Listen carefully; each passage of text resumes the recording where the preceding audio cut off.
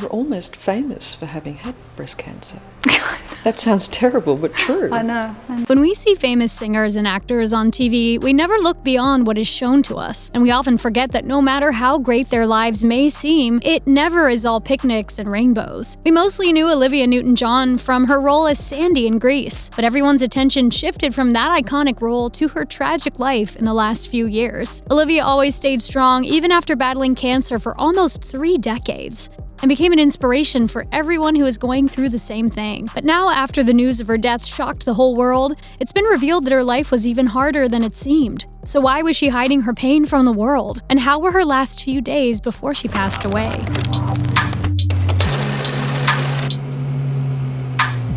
Olivia Newton-John wasn't famous for one thing only. She was a versatile artist that took any opportunity that went her way and nailed it. This started ever since she was very young. Everyone knew she was born to be a star the moment she started her own girl band, Soul 4, when she was only 14. Maybe they weren't taken that seriously, but this band helped her gain enough experience for Olivia to win a singing competition that won her the golden ticket for a free trip to London, where her career bloomed. Olivia dropped her first ever album, If Not For You, in 1971, when she was only 23, and it was a success immediately. No one's surprised that everyone recognized Olivia's talent immediately, and having Bob Dylan featured in the album also helped a little. The album was such a success that it even gave Olivia the opportunity to represent the UK in Eurovision in 1974, where she went against ABBA. Olivia did lose, but winning 4th place was a great success on its own. She was winning awards and doing shows, but Olivia hadn't reached her full potential just yet. That was until she got offered to play Sandy in 1978's movie Grease, right next to John Travolta. This was her first time giving acting a try, and yet she amazed everyone and gave one of the best performances of her lifetime. She even sang the movie's main songs, You're the One That I Want,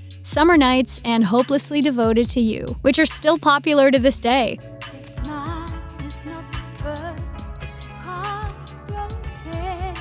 None of this would have been possible if John didn't basically force Olivia to accept the part. All these years later, it turns out that it was the best decision of Olivia's life. Acting in Grease was the peak of her career, and it only went up from there. We were looking at a whole new Olivia back then. The shy singer was replaced by a spicy woman who wore leather and spandex, and made a song that was banned from radio stations because of its provocative lyrics. Yes, we're talking about her famous song Physical, which hit the charts despite how different it was from the songs Olivia used to make. Olivia became an international star and even starred in many more movies and musicals while recording new songs at the same time. She was thriving in her career, but her life took a little downfall after receiving some of the saddest news of her life.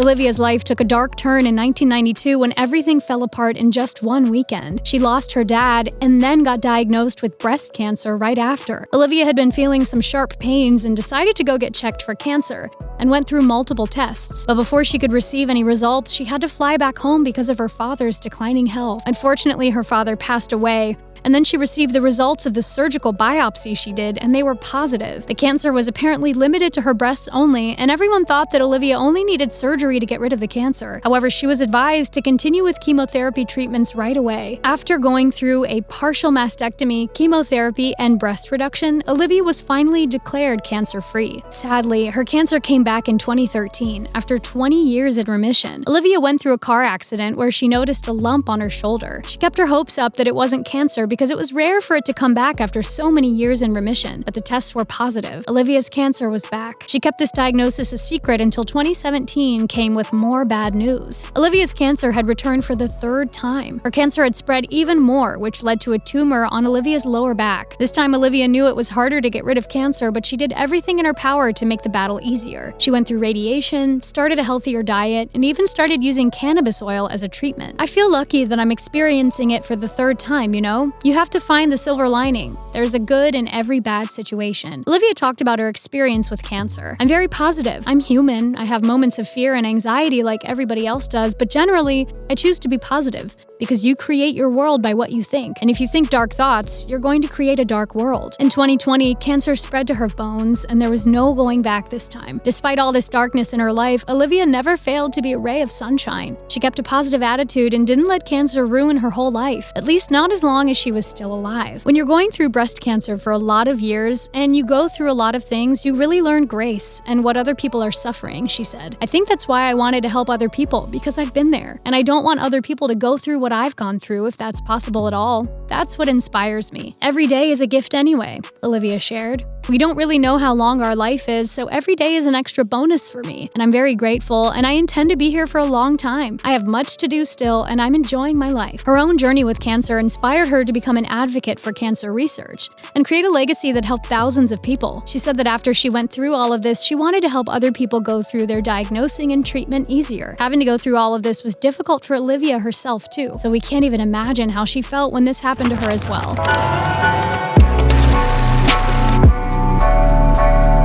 If getting cancer and losing her father wasn't enough, life threw another tragic event into Olivia's life. Olivia had been dating Patrick McDermott for about 9 years when he went on a fishing trip on a random night in 2005. He was with 22 other people, and he disappeared while on board, but no one noticed until it was too late, after the boat had already reached the land. This came as a shock to Olivia and everyone else. I don't think I will ever really be at peace with it, Olivia said. I think there will always be a question mark. No one knew what really happened, which obviously left space for a bunch of conspiracy theories. Some people said that he didn't die, and some think that he was abducted by aliens. But most people thought that McDermott faked his own death in order to avoid paying a whole lot of debts. There were even claims that they saw him in Mexico. Whatever the case was, Olivia tried not to think about it. Losing Patrick was difficult enough for her on its own, so knowing that he did it on purpose would just make the whole thing even harder. And after all, Olivia had many other things to focus on at that point.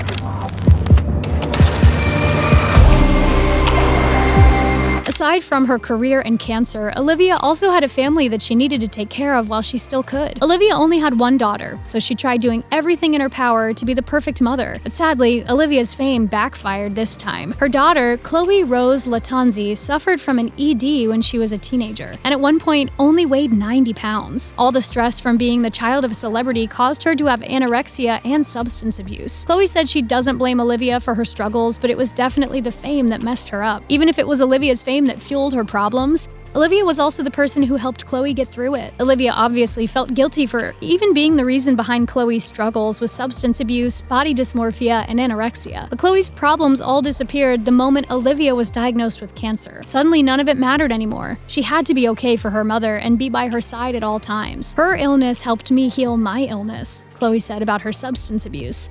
I knew I wanted to be bright and happy and available and around for my mom when she was struggling with this. I thought I was okay, but I wasn't. I was still struggling with severe depression and whatever. I faced it head on.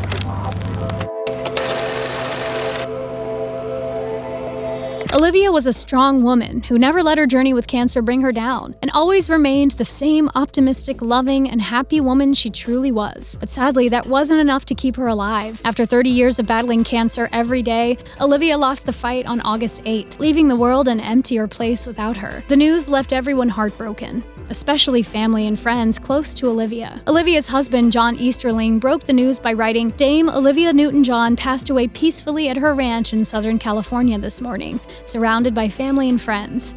We ask that everyone please respect the family's privacy during this very difficult time. Olivia has been a symbol of triumphs and hope for over 30 years of sharing her journey with breast cancer. Her death shocked everyone, but it seems that it had been expected by her whole family because of how ill Olivia had been feeling lately. Olivia's medications and the treatment weren't working anymore, and her last days were harder than usual. Olivia wasn't walking on her own anymore, and she was under full-time care. It's not a shock. We've known how sick she's been, especially in the last 5 days. It wasn't just the cancer that got her. It was other complications, being in a hospital, and with a very susceptible immune system. She got secondary infections. She really went down in the past 5-6 days. It wasn't enough, Olivia's niece, Toddy Goldsmith, said. She really struggled with a lot of pain. I couldn't get to America in time, and I wanted to say goodbye. So I asked him if he could hold the phone up to her ear, Toddy said. But he got me on FaceTime, so I managed to see her. I told her all the things I needed to say, she said. She was leaving us, but I feel like she got it. She was really skinny and unwell, and I said to her,